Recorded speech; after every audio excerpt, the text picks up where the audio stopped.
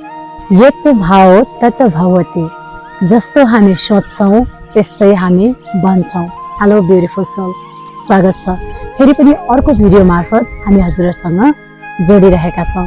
र आजको हाम्रो यो भिडियोमा हामी कुरा गर्न गइरहेका छौं के साँच्चै नै आकर्षकको सिद्धान्तले काम गर्छ त। हामी यस्ता केही प्रमाणहरू सहित आज भिडियोमा जोडिरहेका छौं। 21औं शताब्दीका मानिसहरू हामी साइन्स एन्ड टेक्नोलोजीको एरा। धेरै मानिसहरूले आज लजिकलाई विश्वास गर्नुहुन्छ, हरेक कुरामा प्रमाणहरू खोज्नुहुन्छ। जुन कुरा आँखाले प्रत्यक्ष देखिन्छ त्यसलाई मात्र विश्वास गर्ने गरेको देखिन्छ। त्यसो भए के आकर्षणको सिद्धान्त वास्तवमै एक्जिस्ट हुन्छ त, यसले काम गर्छ त? र आज विज्ञानले पनि निकै चासो दिएको देखिन्छ। यो आकर्षणको सिद्धान्तलाई गहिरिएर अध्ययन गरेको पाइएको छ र क्वान्टम फिजिक्स आफैमा एउटा विज्ञान पनि हो। आकर्षणको सिद्धान्तले वास्तवमै कसरी काम गर्छ त?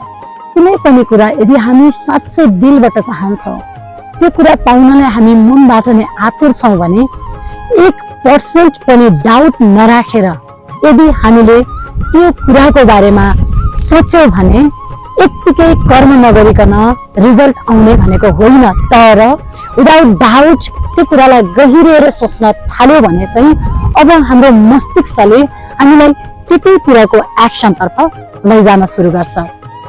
मेरो आफ्नो एउटा स्टोरी। आजभन्दा केही वर्ष अगाडि म यतिको फिट र हेल्दी पनि थिएन। जसले मलाई चिन्नुहुन्छ उहाँहरूलाई राम्रोसँग थाहा छ कि मेरो वेट लगभग 20 केजी बढी थियो र मैले ब्रह्माण्ड अथवा भगवानसँग यही कुरा प्र्याक्टिस गरेको थिएँ जुन मेरो जीवनमा आकर्षणको सिद्धान्त आइसके पश्चात। र मलाई जसरी पनि हेल्दी हुनु थियो, मेरो वेट 15-20 केजीसम्म मैले लुज गर्नु थियो।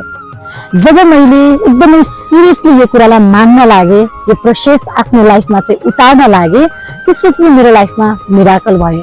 जति बेला कोभिड-19ले सारा संसारलाई अन्धकारतिर धकलिरहेको थियो त्यो बेला मेरो जीवन पनि निकै अन्धकारबाट गुजिरहेको थियो। त्यही बेला मेरो साधन पनि बिग्रिएको थियो, चलाउने मोबाइल पनि बिग्रिएको थियो, फाइनेन्सियल कन्डिसन पनि म एकदमै धेरै स्ट्रगलमा थिएँ। सबै सिचुएसनले मलाई चाहिँ रित्तो बनाइरहेको थियो। म त्यतिखेर चाहिँ बुझेको थिएन मलाई किन रित्तो बनाइयो, तर कुनै पनि भाँडा भरिनभन्दा अगाडि रित्तो नै हुनुपर्ने रहेछ। मलाई ब्रह्माण्डले असीम आशीर्वादले भर्न खोजेको रहेछ, भगवानको असीम आशीर्वाद ममा आउन लेखेको रहेछ। यसै कारणले गर्दा पनि म चारैतिरबाट चाहिँ रित्तिन पुगेको रहेछु।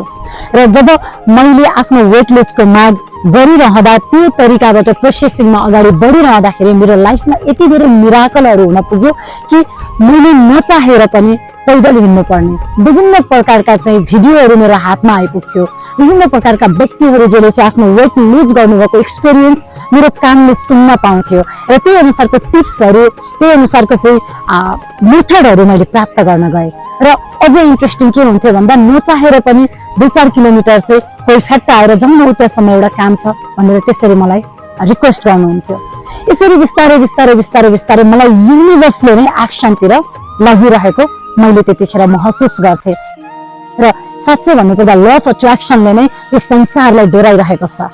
म यो कुरालाई एकदमै डेप्थ रूपमा विश्वास किन गर्छु भन्दा मेरो केही वर्ष अगाडिको त्यो रित्तो जीवनलाई आज धेरै कुराले भरिदिनु भएको छ भगवानले। र सबैभन्दा ठुलो कुरा चाहिँ म सुखी खुसी आनन्दित छु, हरेक पल परमा आनन्दित छु। यसको असीम कृपा उहाँलाई जान्छ। यो त भयो मेरो आफ्नो व्यक्तिगत कथा। तर के हामीलाई यो कुरा थाहा छ आज जति पनि सफल व्यक्तिहरू हुनुहुन्छ नि, उहाँहरूले काहीँ न काहीँ चाहेर नचाहेर नोइङले अन्यले आकर्षणको सिद्धान्तलाई आफ्नो जीवनमा अप्लाई गर्नुभएको छ। दिल वाले दुल्हन ले जाएंगे भन्ने शाहरुख खान र काजलको मुभीमा चाहिँ रणवीर सिंहको आफ्नै सिस्टरले शाहरुख खानको फोटो एडिट गरेर उहाँको फोटो राखिदिनु भएको थियो र पछि उहाँले त्यो फोटो लिएर आफ्नो भित्तामा राख्न लाउनु भयो र प्रत्येक दिन त्यो कुरालाई चाहिँ उहाँले महसुस गर्न लाउनु भयो। त्यो बेलामा उहाँको सिस्टरलाई चाहिँ आकर्षणको सिद्धान्त थाहा रहेछ जुन उहाँले अभ्यास गर्नुभएको रहेछ र भाइलाई पनि इन्डाइरेक्टली त्यो कुरा चाहिँ प्र्याक्टिस गर्नको लागि मोटिभेट गर्नुभएको रहेछ।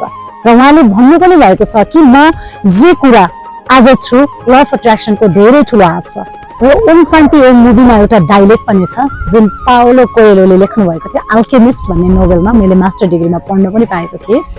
अगर तुम किसी भी चीज को पूरी शिद्दत से चाहते हो तो पूरी कायनात तुझे उसे मिलाने में लग जाती है। यो कुरालाई चाहिँ दीपिका पादुकोणजीले पनि भन्नुभएको छ। वास्तवमा यो साँच्चै हो। हामी कुनै कुरा दिलबाट चाहन्छौँ भने त्यो कुरा पुरा नहुने भन्ने नै छैन। त्यस्तै आलिया भट्टजीको एउटा इन्टरभ्यूमा पनि मैले के हेरेको थिएँ भने उहाँ मिरर अगाडि गएर सर्पको बट्टा लिएर चाहिँ त्यो अवार्डको फिलिङ्स भाइब्रेसन ल्याएर चाहिँ नि इन्टरभ्यू दिइरहनुहुन्थ्यो कि thank you very much everyone, मैले आज यो अवार्ड जितेको छु, यो जितेको छु। र उहाँले भन्नुभएको छ ल अफ एट्र्याक्सन अन्तर्गतको मिरर टेक्निक जुन मैले प्र्याक्टिस गरेको थिएँ र रियालिटीमा मेरो जीवनमा मैले प्राप्त गरेको छु। र यो नियम चाहिँ कसैमा लागू हुने कसैमा लागू नहुने भन्ने नै छैन। एउटा सानो बालकलाई गुरुत्व आकर्षणको नियम थाहा पनि हुँदैन कि पृथ्वीले कुनै कुरा आफूतिर आकर्षण गर्छ, तर पनि त्यो बालकमा पनि गुरुत्व आकर्षणको नियमले काम गरिरहेको हुन्छ। सेम थिङ मित्रहरू, ल अफ एट्र्याक्सनले पनि सबैजनामा एकरूपताले काम गरिरहेको हुन्छ। हामीले प्र्याक्टिस गर्दैन यो कुरा हाम्रो जीवनमा आउने नत्र नआउने भन्ने चाहिँ पक्कै पनि होइन। मार्क हटन जसले चाहिँ क्वान्टम फिजिक्सको एउटा रिसर्चमा चाहिँ के पाउनु भएको थियो भने कुनै पनि कुरा हाम्रो मस्तिष्कले यदि भित्र गहिराइमा गएर सोच्छ अथवा कुनै कुरा विश्वास गर्न थाल्छ, त्यसलाई मान्न थाल्छ भने त्यही अनुसारको एक्सनहरू, त्यही अनुसारको चाहिँ नि रियालिटी हामीले प्राप्त गर्न जान्छौँ। किन भन्दाखेरि हामीले त्यही अनुसारको भाइब्रेसन चाहिँ युनिभर्समा दिइरहेको हुन्छौँ। त्यसैले जस्तो भाइब्रेसन हामी यो युनिभर्समा फाल्छौँ त्यस्तै हामी प्राप्त गर्छौँ।